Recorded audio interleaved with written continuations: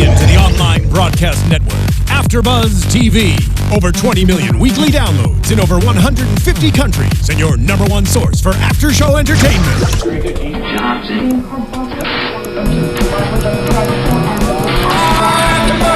AfterBuzz TV, the destination for TV superfans, producing aftershows for over 300 of your favorite TV shows, interviewing celebrities and showrunners, and bringing you behind-the-scenes exclusives. All thanks to E! Entertainment's Maria Menounos, producer Kevin Undergaro, and internet leader Akamai. Now, let the buzz begin!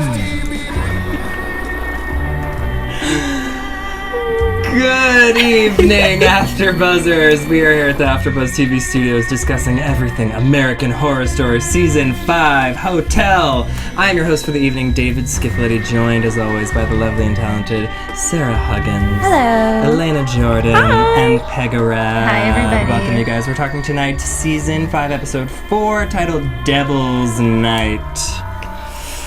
Initial thoughts? Devilish night it was. I really liked it. I feel like it could have been a little bit more devilly. Right. Yeah. I don't know. Right? I liked it. I mean, I The enjoyed Halloween the episode of any show is always my favorite. So Yes. American Horror Story especially has to up their game for the Halloween episode. And I think they did a really good job. Yeah. This one's been pretty tame compared to the ones from previous seasons, though, in my opinion. Yeah. This did seem like a little bit more of a bridge episode. Yes. Not saying that it wasn't a bad episode, but it was more of a stepping stone to what may happen in the future. Correct. I don't know why it reminded me of Freak Show's Halloween episode, because it was like a group coming together, because Mordrake would bring together people, and they, would come to take the singer or whoever it was that night. I don't know. It just reminded me of that a little bit. Yeah, the gathering to gathering. celebrate their version of Halloween. Yeah. I forgot about that. Me too, actually. Totally right. But overall, it was a fun episode. We got to see a lot of familiar faces, and we got to hear a lot of familiar names, which Sarah loved. I do. I love the old serial killers. You know a lot about them. You do know a lot about them. We'll pick your brain in a little bit. I do are know gonna a lot pick your brain about a little them. I didn't know the one existed, though. Which one? Well, you were the one who wrote his name down. The Wineville. tree? chicken Oh, yeah, Wineville. Chicken coop. Even though it had it as 1925 on the show, and it was actually August of 1926 that he committed all the murders, and then they found out about it in 28. So I got the timeline a little. Well, let's jump into that, because we started with Miss Evers cleaning the sheets in a roundabout way, and we get to see a little bit of her backstory and how she lost her son, which was very touching and very disturbing, and a really sad story. It's weird because up until this point, we've seen everybody else's personal death story and how they've died and why they're in the hotel. This is the first time that we don't really get any information of how the character died. We just get their we already backstory. know how she died. Yeah, but it's, we've gotten kind of what has led to that point. This is the first time that we've seen a parallel directly with John, where it's she lost a child, and so she even said, I've known for a long time we were kindred spirits, in the creepiest way possible, while cleaning blood off of sheets that he was way too nonchalant about. Right. He didn't even know. He was like, "What's going on?" And she's like, "Oh, it happens." And he's like, I cool. lost my son on Halloween, so I get distracted. And he's just like, "Oh, okay, then I'll just totally let it go that you're sitting in a bathtub of blood with, It was very You're a odd. detective, man. Do some Very odd. investigating." He's kind of a dummy cop at this point. I mean, is he really a cop at this point? That's true. I mean, It's hard to say. I mean, do you think this was showing us this sort of storyline with Miss Evers and showing how she lost her son and how it parallels how he lost his son in a sort of way, in a roundabout way? Is it a device to show us, the viewers, that he's sort of losing his grip on reality like she sort of does? Yes. And to take him away from his quote-unquote humanity? 100% yes, because I feel like the rest of the evidence in the episode backs that up. the rest of what happens to him in the episode backs that theory up. Evidence until it doesn't support your narrative, right, and then it's an illusion. Right. That was a quote. Yes. It's really good. Right. It's a really good memory you have there. Yes. Thank you. You're welcome. Well, anytime Evan Peters speaks, I pay attention. Yeah. So that's the only time. No. Well, why don't you tell us a little bit about the chicken coop Wineville murders, what you found out about them, because I'd love to hear more about that. Yeah. It's pretty messed up. It was this guy was looking after his nephew who was 15. And so Sanford Clark was his name. The actual murderer is Gordon Northcott is his name, but he was supposed to be looking after his nephew and instead sexually assaulted and beat him. And then the nephew ended up saying to his sister later on was how this guy got caught was that he felt unsafe because he had committed all these murders, and she was like, oh, there's no way that that's true, and then came to visit and saw some of the evidence. But they did kind of a reference to how they never found all of the bodies because he knew that the cops were coming for him. So a couple weeks before they got to his farm, he dug up all the bodies and took them out to the desert to burn them. So they only found partial, like a piece of a finger, like hair fragments, and a bloody axe and bloody sheets. So that was kind of the reference that they had tying it into this story, was that they didn't fully find all the bodies, even though they actually did know how many people were killed and their names. It was 4. Yeah, the movie Changeling with Angelina Jolie was based off of Sanford, is it? The killer? Yeah, yes. Sanford. Which was really interesting, too, that they make the whole point that when March is talking about the serial killers, and he's like, they make movies for you, and, you know, just like the Iliad, your story is going to live on. And, you know, you go back and you look at these, and they do have movies for every single one Every single one of them. and several in 2005. Yeah. That was like serial killer year, apparently. Really? Big serial killer. Yeah, because we got Changeling and also Monster with Charlize Theron, which I gotta say, Lily Rabe crushed it on. Great. Okay, let's talk about the serial killers and Devil's Night, and we're on our way there anyway. So we have this Devil's Night, which happens, I guess, annually. Right. Still don't know if it's only for one night or for several nights. It's Well, it's one October night. 30th. Hence, Cool. yeah, Devil's Night. Thanks. No problem. Just Thank you for clearing that up. I was clearly not paying attention. and technically, Richard Ramirez was the first guest to check in. Yes, Richard Ramirez was the first guest to check in. And he got him presents, that poor little couple from Arizona. Well, he takes care of his guests. Yeah. My favorite part was when he said he did not need a key because Richard Ramirez was famously known to sneak in windows to kill his victims. So that's how he did these people as well. So. Yeah. Night Stalker. Yeah. Night Stalker, walk-in killer. What was the other one? It was the Valley Intruder. The Valley Intruder. Yeah, the 'cause Valley Interesting. Intruder. Yeah. And he killed 13 people Yeah. Yes. and robbed a bunch of people. Fun fact, my aunts were living in a house together in the valley when this was all going on. It was the 80s. And one of his victims was killed a block away from where they That lived. is so scary. It is the scariest thing. My aunt kind of not loves it, but she's into that kind of stuff. So she read like a million books. Oh my That gosh. stuff. So we had Richard Ramirez. Yes. We had John Wayne Gacy, Jeffrey Dahmer, the Zodiac Killer, Eileen Wuornos, Yes. and that was it, right? Well, and Mr. March. and Mr. Right. March, and then John. Why was John invited? because get- he's a killer. I think he must be. I think it's trying to make us think he's the 10 Commandments killer and that he's gone off his rocker. I think has that, I gone think off it's a his twist. rocker. I think that is the direction that they're trying to push us into thinking now. As we figure out like why and how the Devil's Night happens, because as we know, all these people are dead. They talk about Manson wanting to be there, but he's still alive, Right.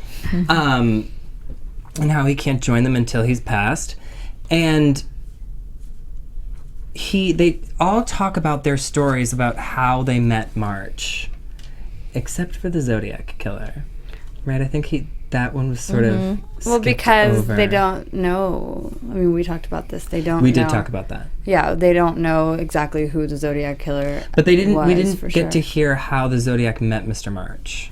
Right. 'Cause we heard Gacy, we heard Dahmer, we heard Ramirez, and we heard Eileen. How they all met Mr. March and how he sort of mentored them. And had they listened to him properly, they could have 333 bodies. Right. They could have succeeded more because they all sort of seem to have taken bits and pieces of his advice and not followed through with everything that he was telling them. Unlike himself, who ended his own life and from what we know so far was turned in by someone. Wasn't necessarily caught, but he got turned in. Right. I think it was interesting, too, that they portrayed Ramirez not how he looked when he died in 2013, but how he looked when he was actually killing. Right. Yeah. And so they had him look like he did 20 years prior. Well, they did the same thing with Gacy. I mean, I think that's it's because of that's how people kind the of audience's recollection Yeah. of these people and what they sort of look like, I think. But I almost wonder if that has, some sort of significance as well, is that is the prime time that they were, because they have the whole life and death paradox throughout every episode, but that was when they were most alive, is when they were taking lives. So I almost wonder if that's, when they die, that's how they're represented, is the height of life for them, which was, ironically, when they were causing death. Maybe I'm reading too much into it. I don't know. That's an interesting point. Which almost makes you wonder, is John dead? And how long, because maybe he killed himself after losing Holden, and then he's been living in this faux world and has been trapped, because you can't tell what's real and what's not. So he doesn't know he's dead, you're saying? Very Bruce Willis. Sixth Sense style. Spoiler. Yeah. If you haven't seen Sixth Sense, Get with it. It's been, 12 years? no one's I'm fault just but your own. I don't think he's dead though, because Alex can still. He's very still much at the house with her, or like not in this episode, but has been. I mean, I know they can leave the hotel, but I don't feel like there's enough evidence to me to support him being dead. And it seems like the serial killers that we got to see tonight are only alive in the hotel for that night. Right. Right. Right? They don't exist outside of the hotel Yeah. for the rest of the year. Right. Right. And he also experiences pain, and we see them get shot, and there's no. And he's interacting with like other people, like like the detectives at the police station. I mean, he can't be dead yet. You're right. Yeah. Okay. Doesn't mean that he isn't going to die, I don't think, but not yet, right? Yeah. We're only 4 episodes in. Right. I mean, you never know with this show. Yeah, but I do think they're setting us up to believe he's the 10 Commandments killer, and they're just doing that as like kind of a device to distract us, or he really is. But I feel like a lot of the evidence supports the fact that he is. The 10 Commandments Wait, killer. I want to hear more. So what? Okay, what evidence? Okay, so I actually got on Reddit and I looked up all this stuff, so I have all these notes about it. But one of the things is that Holden is scared of him, but no one else. I mean, his mom, it makes sense, but Scarlett, he's totally fine with. He runs from John every time he sees him. He's scared to death. But is that, here's my question for you. Yeah. He does run away from John every time he sees him, but does that mean he's scared of him? I don't know. I mean, he also does have that disconnect with him. I mean, he's the reason why he got taken by the Countess. But I'm trying to think of what else is like the most compelling stuff. I mean, why would he be invited to the greatest killer dinner of all time? Well, he Mr. March does say something about that. Which supports the It killer does sort evidence. of support that, but he Said, also "You're one of us." says not yet. He's not one of us yet. Right. Which he says that he has the potential to become like us, but he isn't like one of us yet. What does he say? Something like he's not as dark or evil yet? Something like that. But we saw last week, too, Sally made mention of the 10 Commandments killer when she was Right. talking about Inadvertently, her though. being a junkie. Right. Was she said, it's... And that was almost directed at him and seemed like a sideways jab. This is what he said. He said, I thought you would appreciate this kind of work. Right. Which... But that could also be because he's a detective who studies murder. Right. Why? I mean... And so these great, these well-known serial killers that didn't get caught for a long amount of... These were huge cases. Why would he appreciate that, though? I mean, there's two sides to every coin. Yeah. Just to, play devil's advocate, yes, he could appreciate it because he is like them and he has, a hankering to kill people. But yes, he could also appreciate it just because these... looking into these particular types of murders or these particular types of people could help him in his line of work trying to catch somebody else. Agreed. Gotcha. I do feel like just by the way he seems to be going crazy and just the way he's behaving, it seems like he's losing it. I mean, he was sort of tonight falling down the rabbit hole. Yeah, what does he say before he drinks? Control is an illusion, and I'm giving up that illusion. They have a lot of references to illusions in this episode, too. So is that evidence is just an illusion, control is an illusion. Maybe who he is an illusion. Right. Being macabre. We all have those, facades that we present to the world, and then the person that we truly are. True. That we keep to ourselves. So what is what's the illusion that he's trying to drop? Well, because he does have this tendency to want to control every aspect of everything. And we've seen the more he tries to control situations, the more that they get away from him. So I think now we're finally seeing he hasn't been able to figure out these big mysteries because he's been so stuck in his box of here are the processes of finding evidence and solving the case. And so it's almost like the serial killers are saying, think outside the box. We all have this weird, unique perspective. You have to get inside the minds of these people. Like March even says when he was talking about Dahmer, and he's like, I didn't think you would take it literally when, with the drill. But it's almost like these references to him. Think like a killer in order to find the killer. Think like whoever took your son to find that, it just has kind of the aspect of think more like us because you have that capability. Right. I think of it more as he doesn't realize he's so out of it that he doesn't realize he's doing these killings. Right. Yeah. You know what I mean? And eventually, I don't know. I mean, I see it. I see both sides. That's the problem. Guys, they're such intricate killings. They're so meticulously done with these references and the nails going through exact, it's hard for me to believe that he's out of it and doing such amazing work. But a lot of people a lot of people say, not a lot of people, a lot of people I know, but people do black out and not remember things. He could be choosing to... he has been seeing things. Yeah. Maybe. I don't know. Maybe not. He does seem to... not be with it. Not be all there.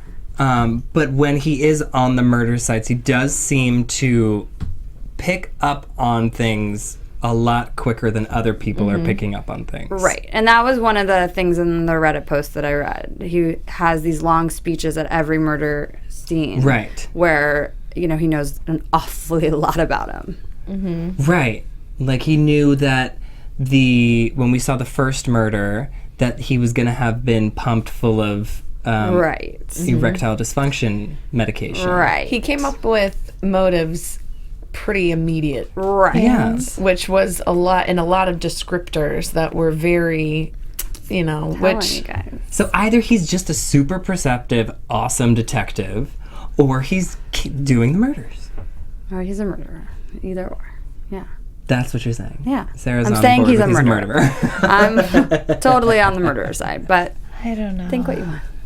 Well, what makes you think that he's not the murderer, Pegah? I just feel like it's too easy of a thing for us to guess. Because they're setting it up so much. I don't think it's necessarily, this season's not really, there's a lot we can still guess about, and that can be a definite. Right. That's one thing about American Horror Story for pretty much all the seasons, is that they pick weird central dramatic questions. Like the big CDQ that they're trying to answer is, who is the 10 Commandments killer? That's the part that I care least about this season. And I feel like Coven, it was who's going to be the Supreme, and I was like, I don't care. You know, and the whole alien plot line in Asylum, are there really aliens? I was like, I don't care about that. I want them to get more to the meat of what's happening with all the other characters. So I'm glad that they're not focusing so much attention on the 10 Commandments. Because the first episode, it seemed like that was going to be the driving thing for the whole season. And I was like, I care more about all the other stuff. So this was a cool way to introduce it, but also not have it so hitting you over the head with the idea that he is the killer. I don't know. I thought it was well done. I'm with you. I hope it's not one of those storylines, because they also tend to do this a lot in American Horror Story, where they introduce storylines and then they abandon them and never answer the questions that they have proposed to you. So I hope it's not like one of those storylines that they let like dribble off into the nowhere. That he just remains kind of crazy and in this little alternative universe, and we don't ever find out. Because it's been a while. I mean, I know we're only at 4 episodes in, but it has been a while since we've seen a new murder. Right. There was a threat of another murder. Yeah. But there still hasn't been one yet. True. A 10 Commandments one. Right. Right. That's probably because John's busy at the dinner. John's busy at the dinner, and he's, on absinthe and whatnot. I mean, all signs are pointing towards him. I mean, I guess it's one of those things that we're just going to have to wait and see. Yeah. Well, he clearly has no grasp on what's real and what's not, because we have Sally show up in this one saying, no one's here, none of this happened, and then pan over to the dinner still happening. Right. It was weird, because when that happened, I was like, well, did it But we saw her actually pick up happen the guy. or not? Yeah. But we saw her pick up the guy. But is it, again, one of those things? Is it another red herring that they're showing to us as the viewer to just confuse us? Right. Ryan Murphy is so good about putting you in the same mental perspective as the characters, where if the character's super confused, then you're also like, I don't know what's real and what's not. I'm with you, John. Oh, I feel for him. I feel like, though, this week I feel like it's a good time to jump over to it anyways. And I feel like this week we weren't up in the air about what was going on with the Countess and Alex. No. And that was very clear, which I really liked. If that had been at all confusing, I think it would have been a bit too much. Yeah, a lot. So I like that he had the confusing based on, like, we knew exactly what was happening with those guys. Yeah. You know? Holden, can we talk let's jump into talking about Holden and Alex and dog.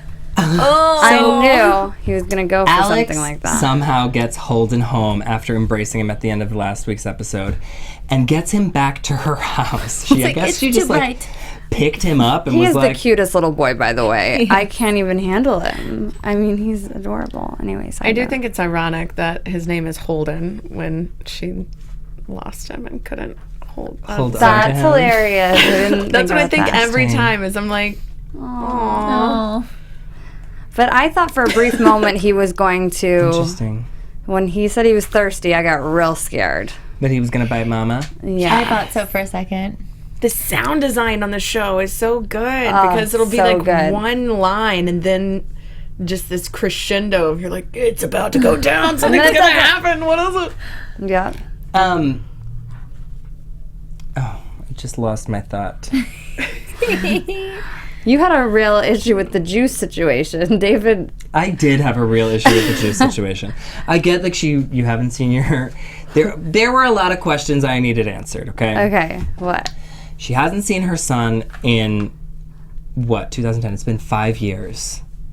And she's so happy to see him that she picks him up from the hotel, whatever they're embracing. She just like throws him in the back of her car, drives him back to the house. And she's like, you're home, honey, you're home, honey. They're looking at pictures. She sees that he looks exactly the same. She's not questioning why he hasn't aged. One bit. She doesn't ask him, why haven't you aged in the past 5 years? Nothing. I don't think you're thinking with she's thinking with a right mind at that point. She's just happy to see she's like, okay, well, let me give you a little checkup. He's 75.5 degrees. She's like, you don't feel cold? 20 degrees lower than she your body doesn't temperature. seem that alarmed either. She's just like, okay, She's I don't feel a little cool. cold. You need some she knows juice? something's up because she goes to the kitchen and just cries. So, But I think a lot of that to me was just the emotion of being with him again. Yeah. But we see constantly that they have emotion trump logic. Right. And so that was a really kind of key point, seeing that very overtly, where there are obviously all these signs that something is wrong. And she's just clearly like, wrong. And she's I'll like, get you some juice. The My big problem question with is the apple juice- or orange? My problem with the juice is that she couldn't pour the orange juice into the cup, which I get, you're flustered, whatever. But then she gets another cup and pours the apple juice to the top.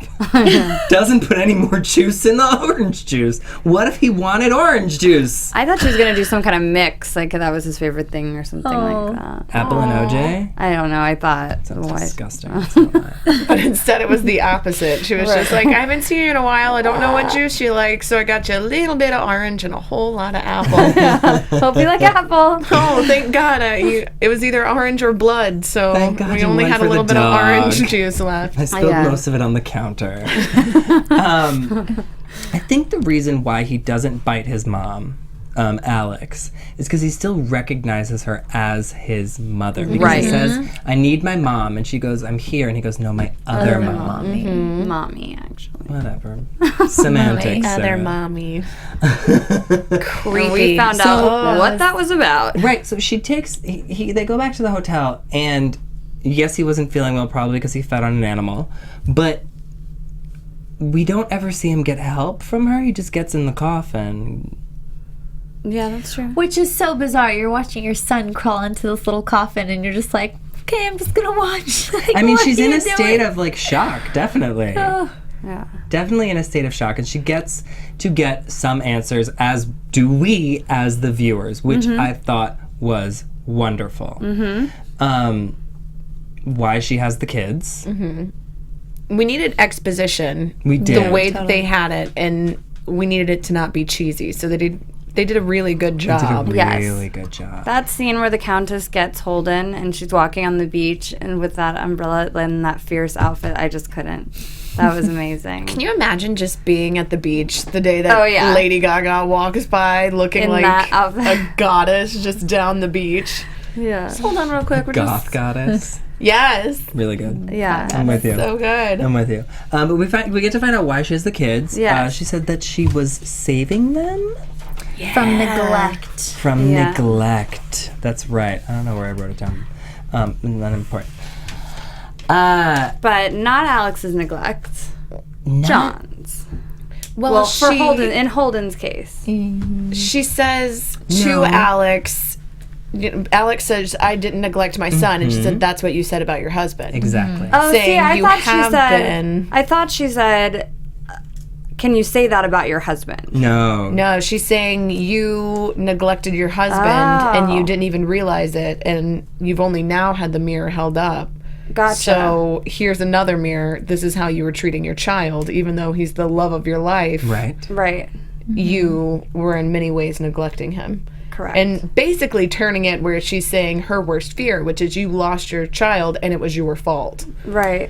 Instead of saying, I took your child, it was, I saved him from you, which is just about the cruelest thing you can just say to somebody after you've already taken their kid. But she's given him everlasting life and vitality and And video games and jelly quote unquote beans. health and eternal youth. But Could then be the a big curse, thing or it could be a is blessing. to Alex saying, you can rejoin him, basically, if you pledge to be my servant for forever. Which I wonder what that entails. Well, she said Loyalty. you just have to work for me and your Loyalty. everlasting loyalty. But my question is to you, ladies here, posed with the same question. that the Countess poses to Alex, would you follow through? Absolutely. Yes. Anything for my son or daughter. I mean, I don't have kids, but I can imagine I'll really love them a lot. One day. I'm like, I feel that way about my cat. So, yeah, if somebody said that about my kid, I think I totally... You wouldn't want to just live the rest of your mortal life No, I want to be with with my them baby. as... Well, because we've already seen that she tried to commit suicide after losing her child. So in her mind, and she's cutting ties to John, and she's basically already lost her life. So to her, she's existing, but she's not living. Right. So this is now the Countess giving her a chance to actually live for the first time, even though she's actually dying. and they can do some like mother-son things. and stuff together now. Like sleep in coffins. The way that sleep next to each other in their Holden, coffins. the way that Holden looked at his mom, I would die. That would be so painful. Do you know what I mean? So I would turn so that he would look at me like his real mother again and be able to bond with me again. But you don't think after eternal life, let's say a century of having a child who never ages, a child who never grows up, that needs constant care and taken care of, would be more of a burden than living out the rest of your mortal life? I don't think to her. Yeah, because you're gonna die knowing that your child is still a child and needs to be looked after. And that you're no longer the parent. Yeah. And especially yes. because she has this super deep connection with Holden, Right. even more so than anyone else. And, you know, she even references as that is the love of her life. And the Countess even says, I'm giving you the chance to be back with the love of your life. I would do anything for that chance. Yeah. And so I think in Alex's mind, the years that she spent not having him, not being able to take care of him, she's now put the idea of being able to take care of him at that age forever on such a pedestal that sounds like her just ideal world. Okay. No, I'm agreeing with you. I really am. I just feel like at this point for Alex, Lady Gaga is looking. I don't know why I just call her Lady Gaga. I know, whatever. The Countess is looking at Alex as a pawn and is taking advantage of. I think so too. Of her feelings for her son, for her own Gain. Yeah. Yeah, but we Definitely. don't quite know what that game Which we is. don't know what it is yet, but. What's gonna happen to Scarlett? Is she just gonna be with Grandma the whole time? Like, I want her to turn too. I know. I mean, You hopefully, can't let's just take- leave Scarlett with Grandma. Yeah, Scarlett has no Her life is chance better unless off. she just. I mean, like, if you're going anywhere with the names like Holden and Scarlett, Scarlett's the next one dead. yeah. Or the killer, if Clue has taught us anything, it's Right. Miss Scarlett with a A wrench. candelabra in the parlor. Like, just stay home, bake your banana cream pies. Your family has gone off the rails. Just stay with Grandma. Stay out of everything. I have a feeling she's not going to be staying with Grandma. No, I have a It feeling she's not segues gonna into like try The that. Visit. That movie. Yes.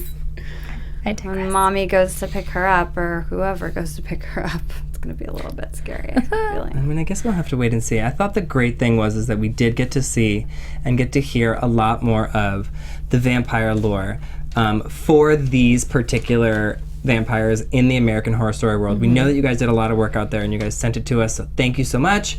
We are going to get to some shout outs later, but I do want to discuss what we found out, and Sarah's going to do a little bit of talking about that. I am? Yeah. What we found out tonight? What we've just found out so far about the vampire lore. Okay. Just about our people, like on Yeah. this show? Yeah. Okay. I don't think we need to discuss like what's already out there. I mean, we can discuss some differences, I think, Well, we know it's a virus. It's a blood virus. which we found out tonight was an ancient virus. We also find out that there's no cure for it. Flat out says it. Unless she's lying. Unless she's lying, but there goes my theory about any cure being available. The sunlight can be tolerated, but it zaps their vitality. Right. They're obsessed with sex, but that's not really new. No. They're not allowed to fall in love. Which I'm still confused about is if that might just be the Countess's rule I think Gotcha. that's her role because she's egotistic. Yeah. And the compelling, there was a little, because one of the fans had said she has the power to compel. And then David and I were talking about that, and we... Right. What do you guys think? Because I have a feeling that I don't know that she has the power to compel necessarily, which is something that we see in Vampire Diaries has a lot of compelling. I feel like she True Blood, does. I feel like. True Blood did, yeah. Let's think. The Okay. first scene where they go to the drive-in movie or the outdoor movie, and she just kind of looks at that girl and she's drawn. I don't know if But is it compel is the just right her? word. I don't know if It's- she has a supernatural ability to compel. I think it's almost just her presence. That's what I maybe? think. Yeah, it's Yeah. just whether she was a human or a vampire in this sense. I think it's just her ability to kind of seduce people. Right, because we haven't seen her do anything that necessarily is influencing other people's decisions. That's true. Well, because when Tristan's walking down the runway, that was a little bit more like he fell to his knees and was like He was drawn to her. yeah. I don't know. Maybe just like the music and the way that they played it, because she was like giving him like crazy eyes. I don't know. We haven't seen clear evidence No. yet, but So that one's still on the something. fence. Right. The only way to kill them is a stake in the heart or a silver bullet. Right? Oh. That's... I thought silver bullets were werewolves. That is more of a werewolf thing, but there Right. is other... But remember there was someone was shot last week, right? Yeah, in the head. Yeah. True Blood, they had a silver thing as well. Yeah. Mm-hmm. So I know decapitation. I just thought the Yeah. shot in the head was Just kind of another like form that, of yeah. decapitation. but maybe not. I don't I know. don't know. I don't know. This isn't my stuff. It's stuff we got from the fans all week, and I compiled it. I mean, I think that's pretty much all we found. We didn't find out that much new stuff tonight, I don't feel like. No, They I explained guess the blood not. virus more, though, that it was did. an actual virus and that it's a disease Right. instead of just kind of general vampirism. Right. Which is interesting because that does kind of go back to the whole rabies thing, which is where the whole folklore started. Right. Because even that was because we were talking about the garlic, and that reminded me too, that's also rabies. I forgot to mention that, is that strong smells. It heightens your olfactory capability. So if you get rabies, that's how they would detract people, is by hanging garlic, so that anybody who had rabies wouldn't come because it would smell too strong and they wouldn't like it. That's smart. Oh, very nice. So it's really anything with a strong smell. Onions. Yeah. Yeah. Onions would work. I don't know. Onions seems like that makes more sense than garlic. I don't know. Onions have to be cut To Yeah. smell. Oh, yeah. to smell. Garlic, you can just like rub it. Open. Yeah. Yeah, and it So smells. go to the Stinking Rose and you'll be safe from rabies, which is a Perfect. real problem. Perfect. Rabies is a real problem. What else happened tonight in tonight's episode, you guys? I don't really think that storyline-wise there was much more. I was gonna say there's a couple good Liz moments. Oh, yeah. Talk to me. Yeah. I always love a good Liz moment. Well, I did love just that he takes care of everything for...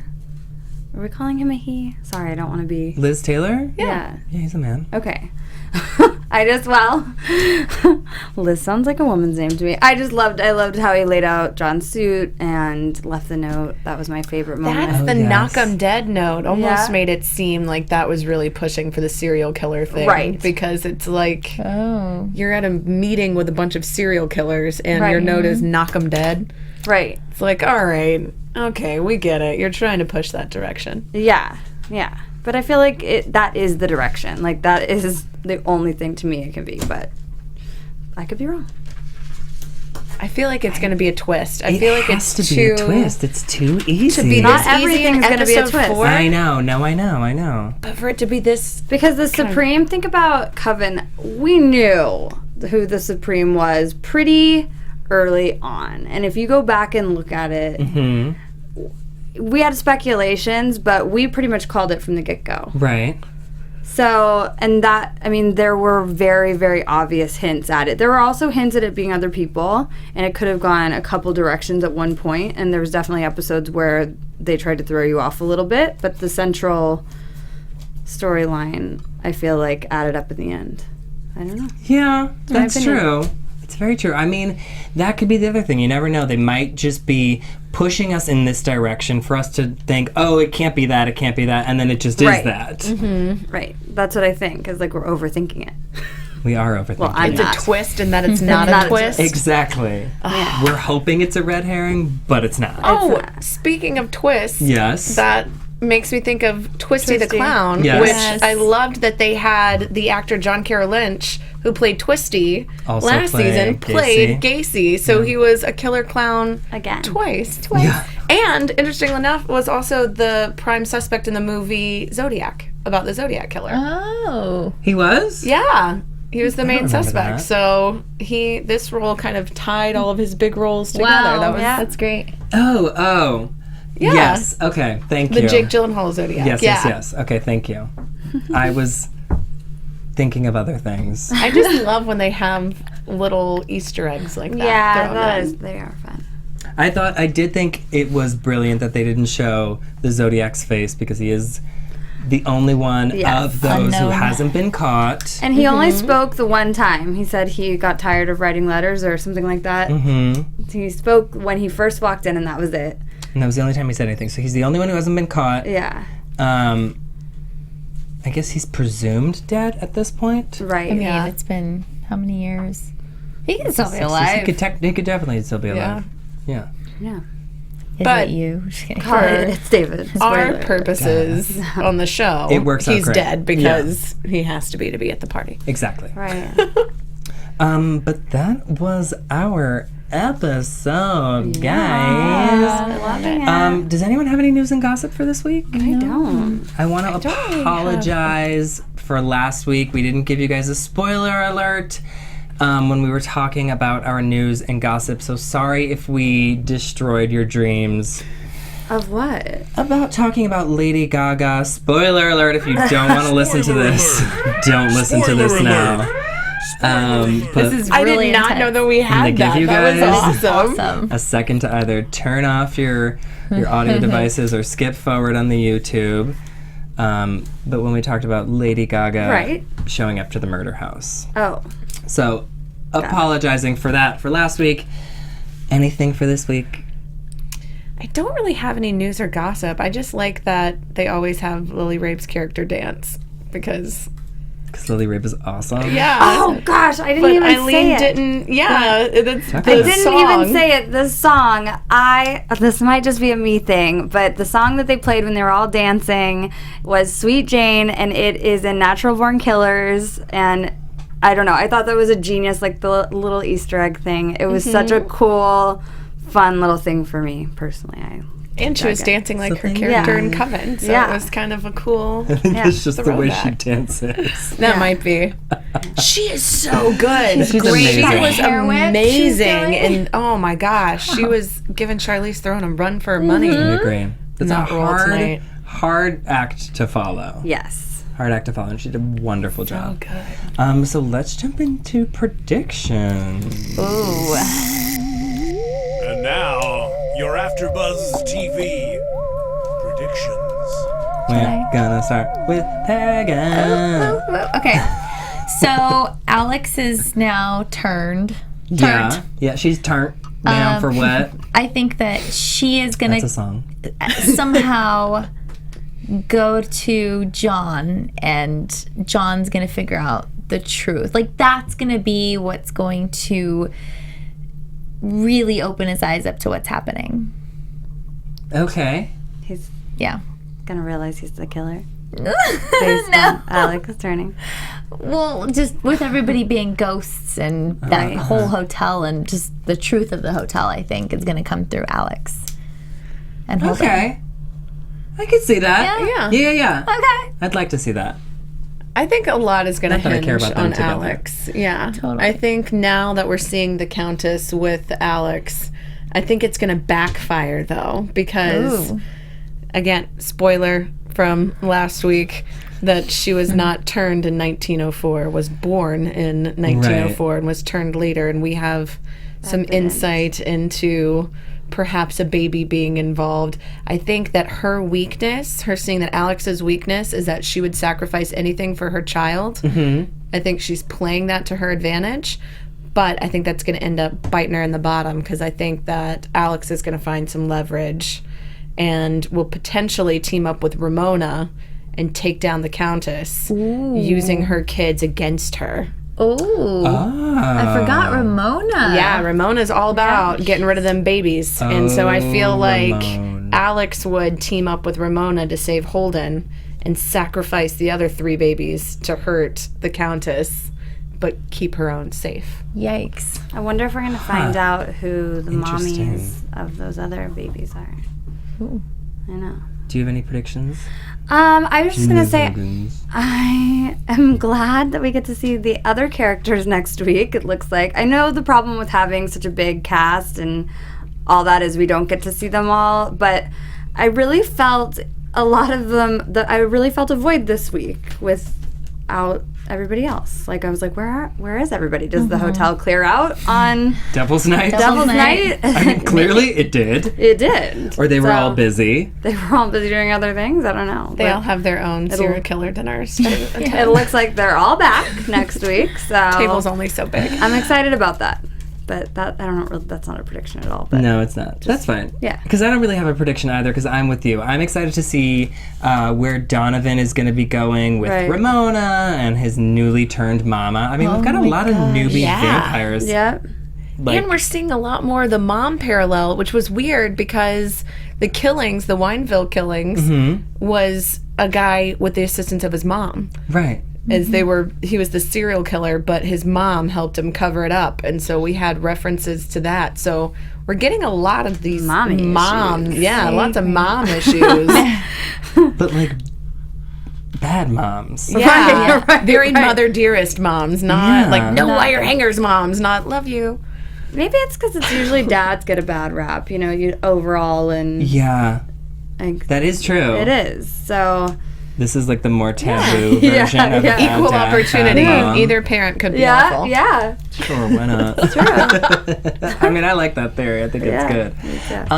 Cool. So I want to do quick shout outs before we go tonight. On Twitter, John Tweets NYC, David F. Baldwin 1, HK Pictures, David Eastman.